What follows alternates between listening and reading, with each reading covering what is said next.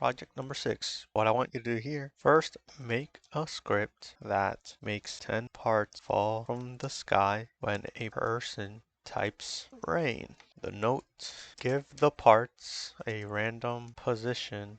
I'd use C-frame for this, but you can do whatever you want. But give the parts a random position, except I want you to give the parts a height of 100 and then give them a random X position and a random Z position from negative 100 to 100.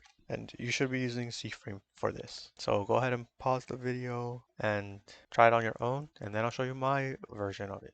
So I didn't really give you much to work off of. I just gave you one instruction, but if you like the little headings and then splitting it up by section, you can obviously just split it up yourself. So you know I need to check when a person types rain, and then you need to make 10 parts appear, and then you gotta position the parts randomly. You can split it up just by reading this. You can make a list of everything that you need to know, of everything that you have to do, and this can help you organize it. So I'll just keep what I had originally and work from there. It'll be fine. So we're gonna have to check if a player chatted, but before we do that, we have to get the player. And a way to get the player is just using the player added event. So we're going to do game.players.player added connect, use an anonymous function, and we're going to get the player. I'm just using PLR to show you that you can name it whatever you want.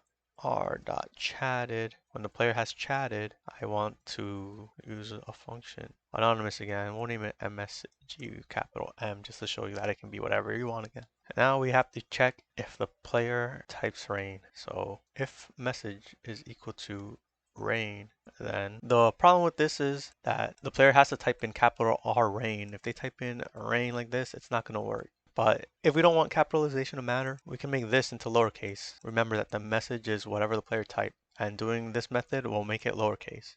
So if their lowercase message is equal to lowercase rain, then we gotta make 10 parts. Whenever you want to do something multiple times, you know it's a for loop. 1 to 10, do, and if we don't specify the third number, the increment is 1 by default. And let's make the local droplets. You can name it whatever. Instance.new part, and we're going to put that in workspace. And droplets.cframe equals cframe.new. We want, let's do 0, 0, 0 for now. We want the Y position to be 100. I said to give it a height of 100.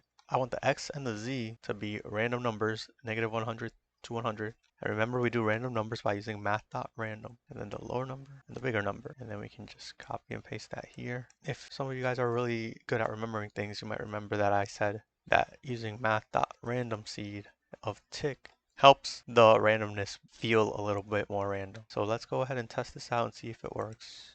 Don't mind the parts from before, please. So I'm gonna type in rain. Bam, random parts. That's pretty cool. What if we type in rain because we're mad? All caps still works. What if we do capital R? Still works. What if we spam rain? It's raining. Oh my goodness, it's a thunderstorm. Oh my.